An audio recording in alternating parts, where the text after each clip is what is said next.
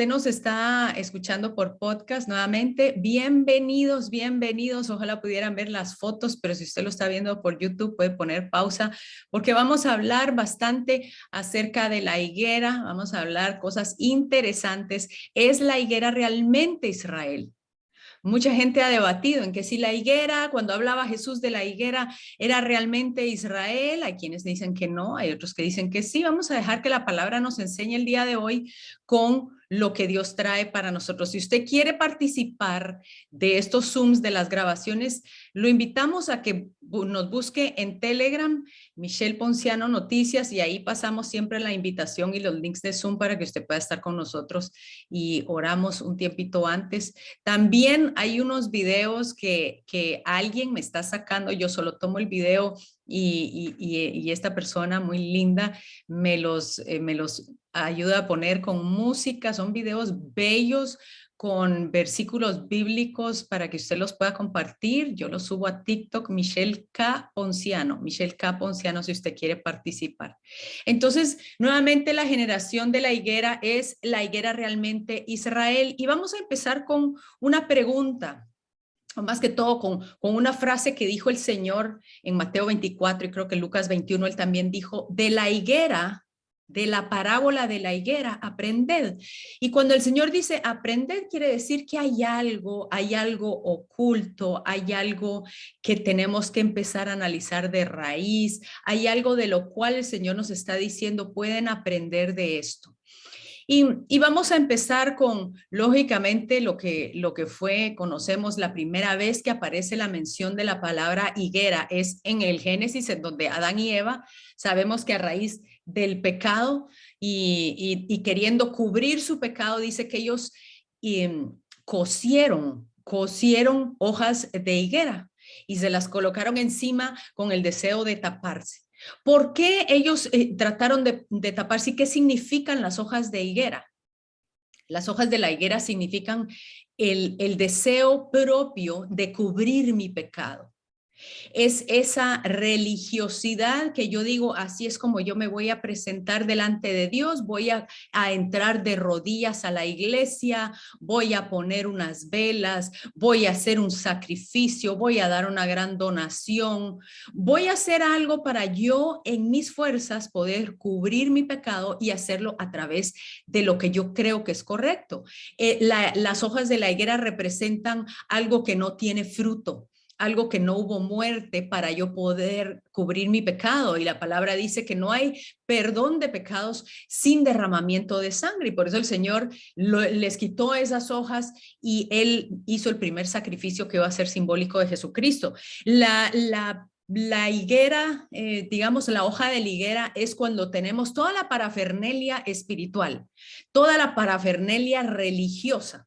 Tenemos la calcomanía, tenemos la cruz, tenemos el pescadito, tenemos la Biblia subrayada, pero es simbólico de algo externo, algo que yo quiero que la gente vea, pero no es necesariamente algo que está sucediendo interno. Y eso es lo que nos habla la higuera, es un sistema de religiosidad que el Señor, cuando venimos a su presencia, el Señor empieza a quitarlo. Pero el sistema de raíces de la higuera es impresionante, porque parecen ríos como de agua, parecen ríos, y como la higuera tiene que soportar no solo el frío, sino también los veranos áridos del Medio Oriente, las raíces de la higuera se mantienen afuera, a nivel de profundo, pero también a nivel de afuera para poder recibir todo el poquito de agua que pueda canalizar a través de sus raíces. Si usted ve las raíces de la higuera, son impresionantes.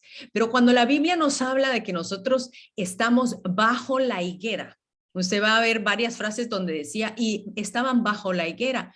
Es un tiempo en donde esa persona está en obediencia, está bajo bendición, hay fruto en su vida, esta persona está trabajando para la obra, hay manifestación de fruto en su hogar, en su forma de trabajar, en su forma de conducirse, y esta persona está bajo mucha paz. Vamos a verlo la semana entrante o en 2 semanas, cuando el Señor llamó a Natanael, uno de sus discípulos, y le dijo, cuando estabas bajo la higuera te vi y el Señor dijo algo, no he visto a israelita más íntegro que él. Y él estaba debajo de la higuera. ¿Por qué? Porque él estaba bajo una cobertura espiritual perfecta, digamos, ¿verdad? Entonces, cuando vemos esto de la bendición de la higuera, el Señor antes de entrar a la tierra prometida, él dijo, los voy a llevar a una tierra con trigo y cebada, con vinos de uva, higueras y granados, y una tierra de olivos y miel. Esto lo dijo en Deuteronomio 8:8. Él lo que les estaba diciendo, los voy a llevar a una tierra en donde ustedes van a ser fructíferos. Y menciona la higuera.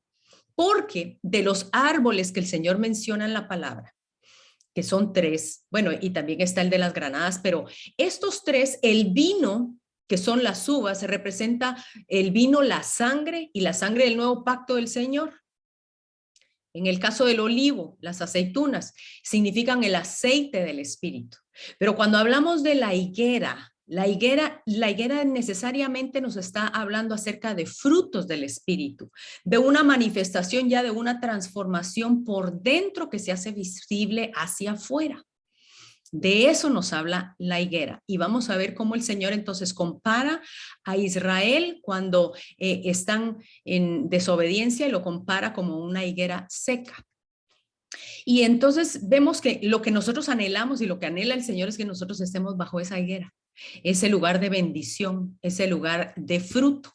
En Primera de Reyes dice, cuando reinaba el rey Salomón, dice Primera de Reyes 4:25, que durante todo el tiempo del reinado de Salomón, Judá e Israel, las dos casas, los dos reinos, dice desde Dan hasta Beerseba, gozaron de paz y seguridad, cada cual se sentaba debajo de su propia higuera y su propia vid. Lo que estaba implicando es de que nunca hubo guerra en el tiempo de Salomón. Todos estaban en paz. Eso era lo que significaba la higuera en este capítulo. Luego nos dice Nahum, ya cuando Nahum empieza a profetizar en contra de Nínive. Sabemos que Nínive en un tiempo se arrepintió, pero Nínive vuelve a sus mismas andadas y esta es una profecía que se hizo real en Nínive. Dice, todas tus fortalezas serán cual higueras cargadas de brevas, que si las sacuden, caen en la boca del que las ha de comer.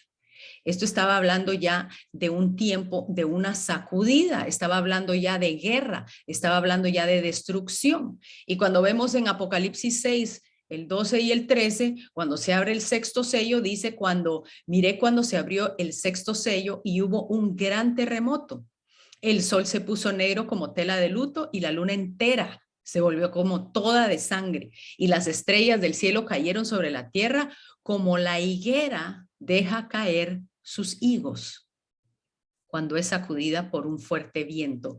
¿Por qué nos está hablando de esto? Porque aquí ya estamos entrando a lo que se conoce ya como el tiempo de la tribulación. El Señor entonces está pintando un panorama de guerra, un panorama un poco digamos, un poco fuerte, y él hace mención de que va a haber guerra usando también a los higos cuando caen, cuando es sacudida. Es una sacudida que viene para la tierra, especialmente para Israel, en donde vamos a entrar en ese tiempo de la angustia de Jacob, como se conoce. Entonces, vemos que la higuera es usada también para decir no solo frutos, sino también paz. Y en Proverbios 27:18 dice, el que cuida de la higuera, come de sus frutos. El que cuida a su patrón será recompensado. El que cuida de la higuera quiere decir que es alguien que cuida de su relación con Dios, cuida de su relación con el Espíritu Santo, está dispuesto a ser corregido para poder producir más fruto, está pendiente de la palabra, está pendiente de su relación con Jesús, pero también se puede aplicar al pueblo de Israel. La palabra dice, pedid por la paz de Jerusalén, sean bendecidos todos los que la aman. Hay una bendición especial sobre el orar por Israel, el orar por Jerusalén. Hay una bendición especial definitivamente a la persona que reconoce las raíces que vienen de nuestro Señor Jesús como judío. Pero entonces yo le pregunto a usted, ¿los higos son flores o son fruta? ¿Son flores o son fruta? Y esto yo no lo sabía. Mire qué cosa más linda. Porque los higos son flores invertidas en una vaina. O sea que la flor en vez de digamos, haberse abierto, se queda cerrada y empieza a producir ese fruto por dentro. Entonces lo que usted se está comiendo realmente es una flor, pero es un fruto. Es interesante. Y vamos a ver que el higo, la higuera, nos habla siempre del número 2. Es interesante porque estamos en el 2022 y tiene muchos dos y hemos hablado de que el número 2 puede hablar de división, pero también la higuera nos habla de dos cosas y es que son dos cosechas. La higuera da dos cosechas al año, no como cualquier otro árbol o como cualquier otra siembra. La higuera da dos cosechas, pero la primera cosecha se le llama breva, que es un higo que es un poquito más grande, pero menos dulce. Cuando se habla de brevas, es la primera cosecha. Y las brevas son frutos tardíos, realmente no son la primera cosecha. Mire, esto es un poquito enredado porque las brevas son higos que al final, ya cuando entró el invierno, se quedaron como invernando, pero realmente son los primeros en madurar porque cuando entra la primavera y empieza el verano, la breva que se quedó inmadura es la primera en florecer o la que continúa con su proceso de maduración. Por eso es que son más grandes, pero no necesariamente son más dulces.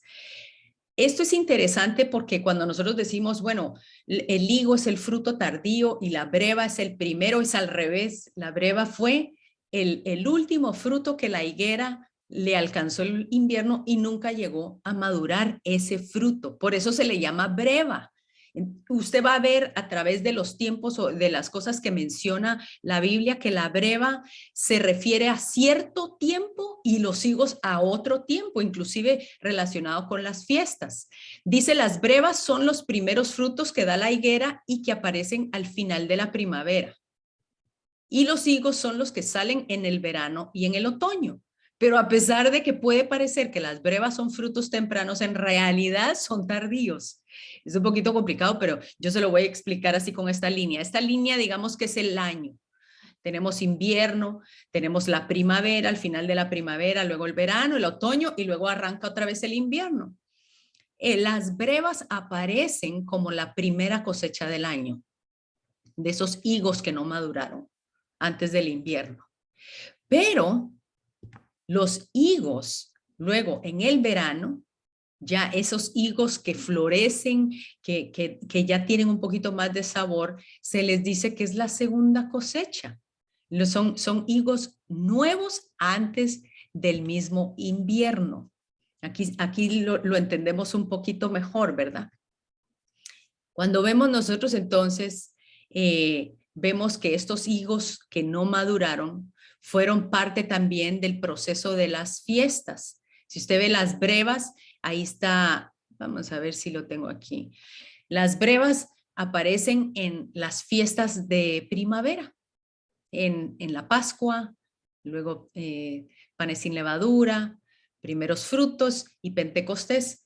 Y ya arranca entonces el verano y los higos se dan en torno allá a las fiestas de otoño, la fiesta de trompetas o Rosh Hashanah, expiación o tabernáculos. Y justo con tabernáculos se relaciona mucho todos esos frutos, las granadas, los higos, las uvas, porque ya es un tiempo de mucho, mucho fruto. Pero ¿es realmente, yo le voy a preguntar, ¿es realmente Israel la higuera? ¿Es realmente Israel la higuera? Mucha gente dice que no. Usted al final me lo va a contestar. Yo le traigo a usted, le quiero exponer lo que dice la palabra. En Romanos dice, en Romanos 25:25 dice, no quiero, hermanos, que ignoréis este misterio, para que no seáis arrogantes en cuanto a vosotros mismos. El endurecimiento de una parte de Israel durará ¿hasta cuándo? Hasta que haya entrado la plenitud de los gentiles. Esta palabra puede ser relacionada con los higos. ¿Por qué? Porque él dice que es un misterio y que va a haber un endurecimiento, un enfriamiento de parte del pueblo de Dios para que entren todos los demás, aquellos demás higos que tienen que florecer en el verano Y luego, ya cuando termine todo ese proceso de que entren los gentiles, la plenitud de los gentiles, ¿qué va a pasar? Aquellos higos que nunca maduraron al final del invierno van a madurar y van a ser parte como de esa cosecha de la higuera. Recuérdense que la higuera entonces da 2 frutos. Cuando en Habacuc nos habla de acerca de la higuera, nos habla de un proceso de sequía, porque la higuera en el invierno pierde todas sus hojas, todas sus hojas. Entonces Habacuc nos habla de que cuando Israel vaya a decaer, cuando Israel vaya a desaparecer, Habacuc dice, aunque la higuera no florezca, ni en las vides haya frutos, aunque falte el producto del olivo y los labrados no den mantenimiento, aunque las ovejas sean quitadas de la majada y no haya vacas en los corrales, con todo, yo me alegraré en Jehová y me gozaré en el Dios de mi salvación. Porque Habacuc estaba hablando también de algo personal en donde podemos pasar tiempos de sequedad, pero estaba hablando exactamente lo que el Señor había prometido para el pueblo de Israel: vides y higos y el producto del olivo y miel y leche de las ovejas, del ganado. Así que Habacuc estaba diciendo que aunque esto pasara, uno tenía que gozarse en Dios porque Dios tiene un plan. Dios tiene un plan y un plan perfecto especialmente para Israel. Pero cuando nosotros vemos en Isaías, que Israel empieza a separarse de la voluntad del Señor y el Señor empieza a advertirle para que empiecen a arrepentirse, este capítulo es un mensaje para la nación pecadora de Israel.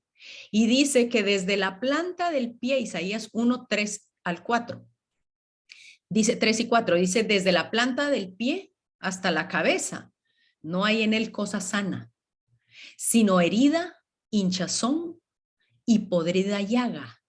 No están curadas ni vendadas ni suavizadas con aceite. Lo que él estaba diciendo es de que el efecto del caminar pecaminoso de Israel lo había llevado a que tenía heridas y estaba lleno de llagas podridas. Pero hay una historia con el profeta Isaías acerca del rey Ezequías. Y Ezequías empieza la renovación del templo y Ezequías empieza a moverse para que vuelvan a instituirse los sacrificios. Él limpia de todo el paganismo y Ezequías cae enfermo. Y dice la Biblia que él cae enfermo con llagas y que el Señor le dice ciertamente: arregla tu casa porque papito, haga un testamento porque usted se va. Y él empieza a clamarle al Señor y le dice: Señor, haz memoria de lo que yo hice. Señor, yo hice por ti, haz memoria y por favor sáname. Y dice que Isaías ni siquiera había salido de la casa del rey y le dice el Señor: regresa porque le voy a dar 15 años más. Pero Isaías le da una instrucción en Isaías 38, 21 y le dijo, y había dicho Isaías: tomen una masa de higos y pónganla en la llaga y sanará. Entonces, la masa de higos es la manifestación del fruto, el efecto del Espíritu Santo, lo sanador no solo de físico, sino también espiritual. El Señor todavía sana, el Señor restaura, el Señor sana enfermos, levanta muertos todavía. Y es curioso que a Él solamente lo sanan con una masa de higos y se la pusieron en la llaga. No sabemos dónde estaba la llaga, la Biblia no dice. Pero esa es la llaga que el Señor va a sanar en Israel. Y esas son las llagas que Él sana con nosotros, a través de ese fruto, esa carnosidad, el fruto de la vid y de la higuera, el Señor nos sana. Son los frutos de su espíritu. Y en Oseas, cuando el Señor dice, bueno, yo voy a dejar que la nación pecadora de Israel vaya a ser cautiva, el profeta Oseas, en Oseas 9:10, dice que él se recuerda de Israel como la higuera temprana. Dice: como uvas en el desierto hallé a Israel. Vi a vuestros padres en sus primicias, como la fruta temprana de la higuera, o sea, las brevas. Pero al acudir a ellos, a Baal peor, se apartaron para vergüenza y se hicieron abominables como aquello que amaban. El Señor nuevamente vuelve a comparar a Israel con esa higuera de frutos tempranos, pero dice que se apartaron de él. Por eso es que entonces podemos entender la parábola de Lucas que nos cuenta el doctor Lucas, porque era médico, pero contada a través de una historia que Jesús contó. Y dice, Jesús cuenta esta parábola y dice, dijo también esta parábola, tenía un hombre una higuera plantada en su viña. Mire el detalle, porque la gente planta viñedos en sus viñas, no planta higueras. Y él dice que él plantó una higuera en su viña y vino a buscar fruto en ella y no lo halló. Y dijo al viñador, he aquí, hace 3 años que vengo a buscar fruto en esta higuera y no lo hallo. Córtala, porque ¿para qué inutiliza también la tierra? Entonces, el que cuidaba de la higuera, uno es que tenemos que entender de que este hombre vino a buscar fruto cada 3 años. Esta higuera ya había tenido que dar 6 cosechas y no las había dado. Cuando hablamos del Señor Jesús y del tiempo destinado para la humanidad, que son 6,000 años y luego los 1,000 años del último milenio, son 7,000 años. Cuando hablamos de los 3 años que él vino, sabemos que un día son como 1,000 años y 1,000 años como un día, pero cuando el Señor habla de 3 años, quiere decir que él vino a Israel a buscar fruto por 3 milenios. 3 milenios y no halló fruto. Más bien, el pueblo de Israel, las 2 casas se dividieron y el pueblo de Israel cada vez se volvía más frío y dejó de dar fruto. Pero él le sugiere algo y le dice, él entonces respondiendo le dijo, Señor, déjala todavía este año, hasta que yo cabe alrededor de ella y la abone. Y si diere fruto, bien, y si no, la cortarás después. Él dice, deme un año más. Quiere decir, deme hasta los 4,000 años. ¿Cuándo aparece Jesús en la escena? A los 4,000 años después de Adán. Él aparece como el Mesías y él dijo, Señor, yo voy a cavar alrededor. ¿Por qué? Porque era obvio que las raíces de esta higuera estaban enterradas. No estaban a flor de piel como deberían de haber estado.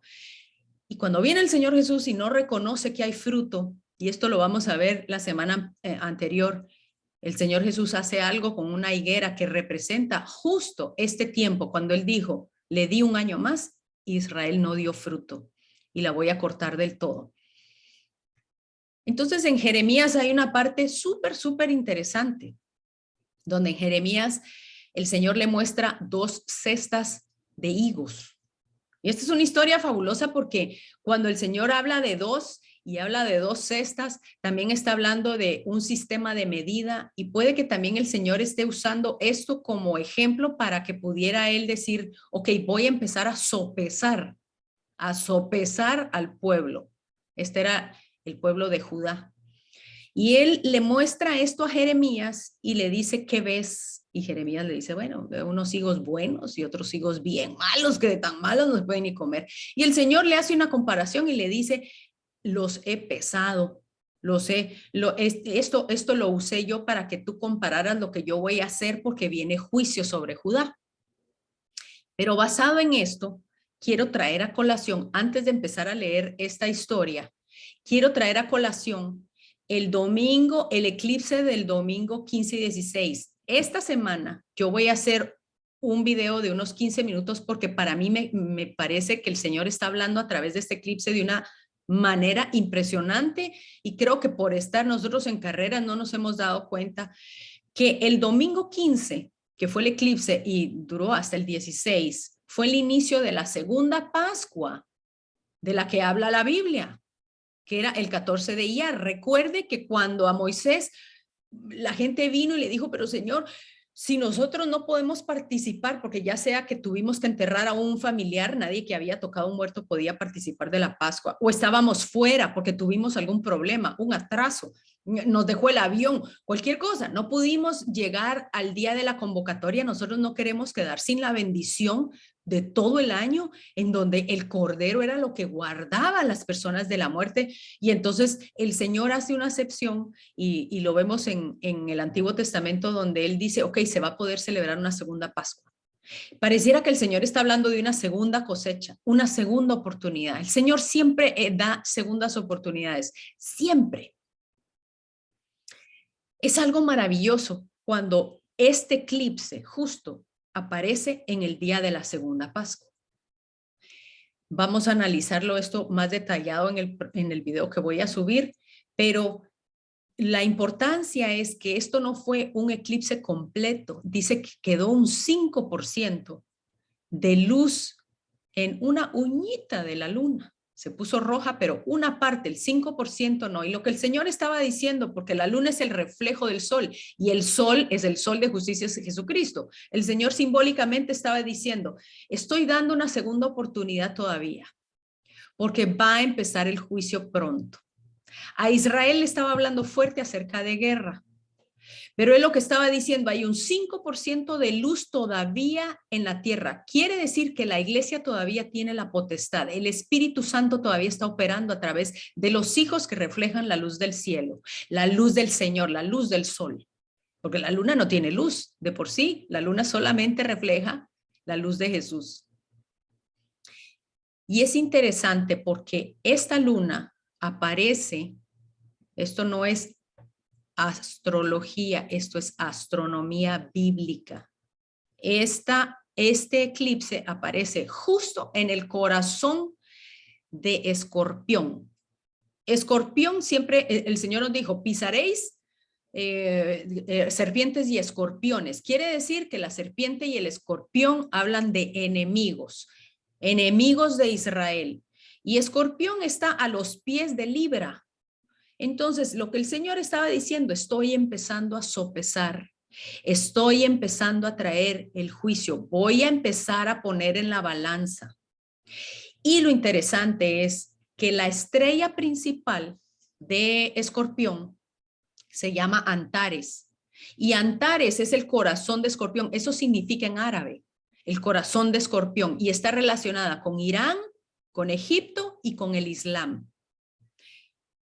Sucedieron muchas cosas. Esta semana Israel se está preparando para atacar a Irán, porque Irán dijo, estamos a 5 días de tener una bomba nuclear. Israel dijo, no nos vuelven a agarrar de brazos cruzados. En la próxima vez nosotros vamos a dar el primer golpe. Esto puede estar hablando de que viene guerra ya en Medio Oriente. Las cosas están súper en evolución, digo yo, ¿verdad? Pero si usted quiere estar más al tanto, métase al canal de Telegram. Ahí yo estoy pasando, pero yo le prometo que voy a tener este video lo antes posible para que usted pueda analizar alrededor de todo el eclipse qué fue lo que se movió y qué se movió toda esta semana. Entonces, entrando de lleno a lo que era Jeremías, porque vamos a cerrar con esta historia, Jeremías 24 dice que entonces el Señor le presenta las 2 cestas a Jeremías y dice, después de haber transportado a Nabucodonosor, rey de Babilonia, a Jeconías, hijo de Joacim, rey de Judá, a los príncipes de Judá y a los artesanos y herreros de Jerusalén y haberlos llevado a Babilonia, me mostró Jehová 2 cestas de higos puestas delante del templo de Jehová.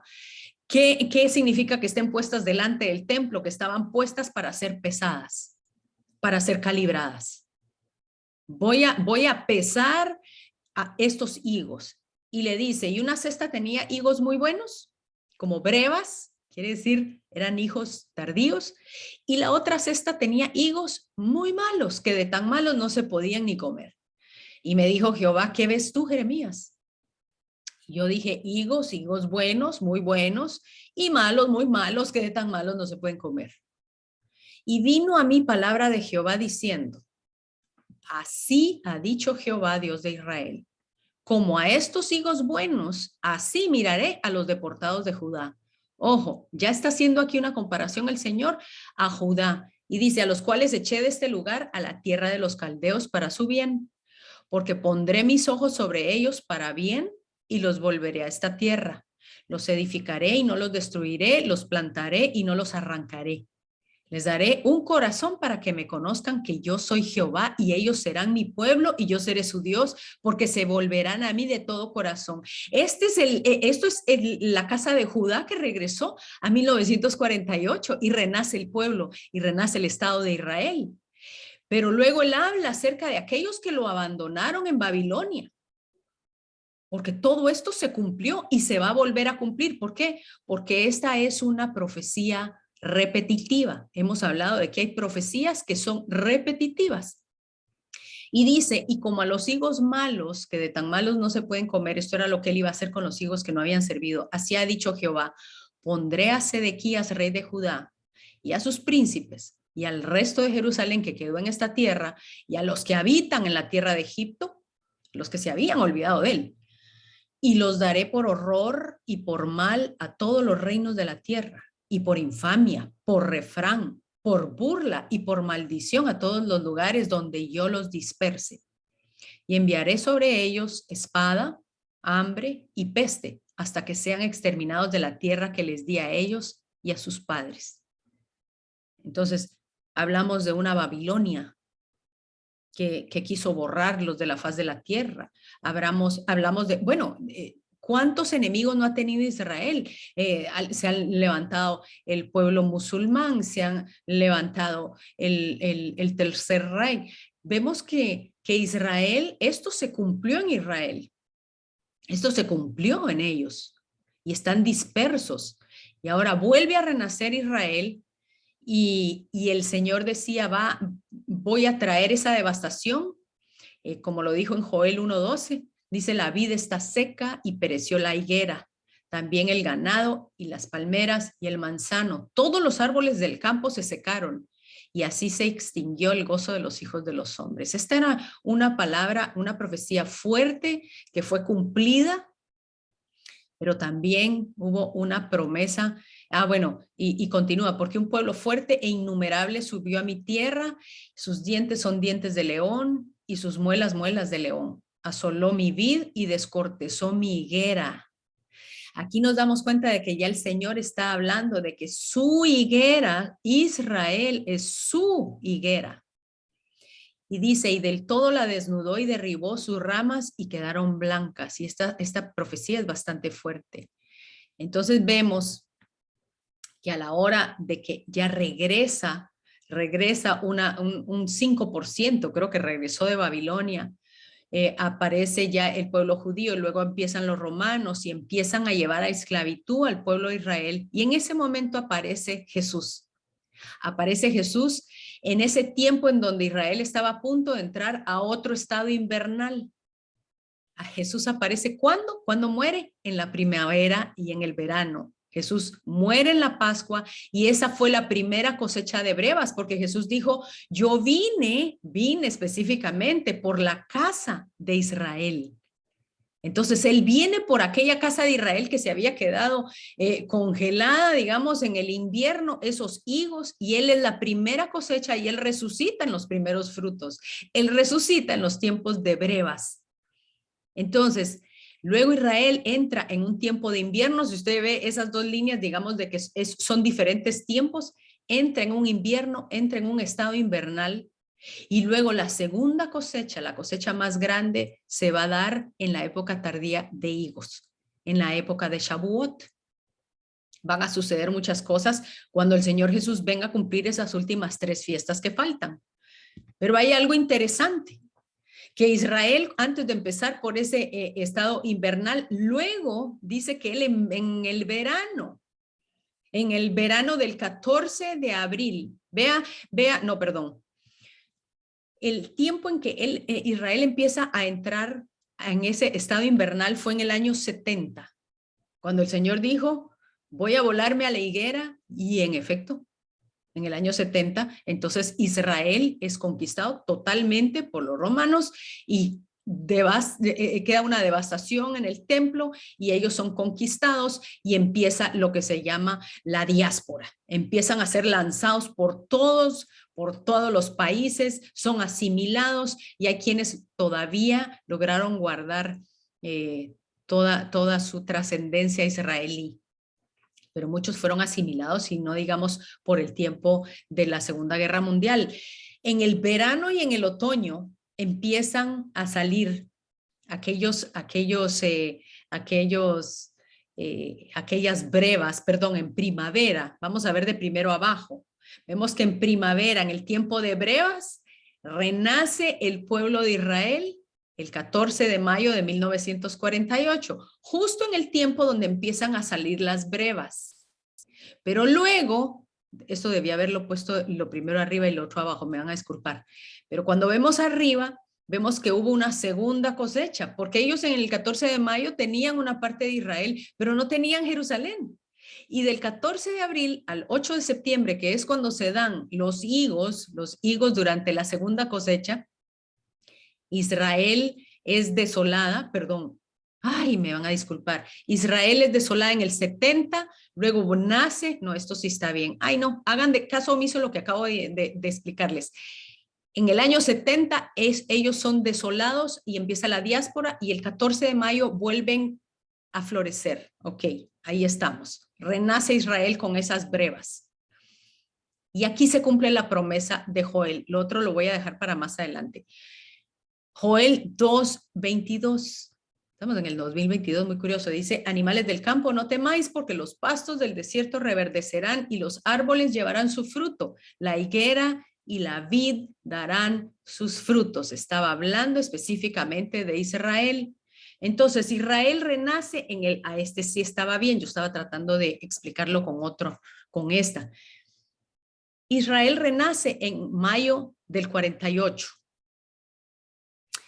Y aquí empieza entonces la cosecha de las primeras brevas. Se había pasado del invierno, renace Israel y luego vemos que va a haber una segunda cosecha al final de los tiempos, en Apocalipsis, la segunda cosecha de higos que va a ser la más grande, cuando todo Israel lo vea y lo reconozca a él como el Mesías. Zacarías 12:10 dice, y mirarán a mí, a quien traspasaron, y llorarán como se llora por el Hijo unigénito. Aquí es cuando ellos van a reconocer. Y aquí es cuando esto va a suceder. Y ya la higuera, lo que habla Cantares es cuando habla ya de Jesús uniéndose con Israel, con su novia, con aquellas bodas del Cordero, aquello donde le reconocen como el Mesías y dice, ya la higuera ha dado sus higos y las vides en cierne su olor. Amada mía, hermosa mía, levántate y ven. Paloma mía que anidas en lo oculto de la roca. ¿Quién es los que estamos ocultos en la mano del Señor? Los que estamos dentro de la roca, que es Jesucristo. Y dice, en lo escondido de los escarpados parajes, muéstrame tu rostro, hazme oír tu voz, porque tu voz es dulce y hermoso tu aspecto. Aquí es donde ya la higuera dio totalmente todos sus higos, la promesa de que todo Israel iba a ser salvo. Y entonces yo le hago una pregunta, ¿es Israel realmente la higuera? Y eso usted se lo puede contestar por lo que dice la palabra y lo que hemos expuesto. Quiero invitarlo a la próxima semana, vamos a ver la generación de la higuera, la última generación. Esa es la que nos concierne a usted y a mí, porque nosotros somos parte de esa higuera y vamos a ser la última generación que vamos a ver desencadenado varias cositas que son de muchísimo interés. Así que Dios los bendiga. Espero verlos en 15 días y esperen en medio de esos 15 días el estudio del eclipse porque está bastante interesante. Gracias por su tiempo. Que Dios los bendiga.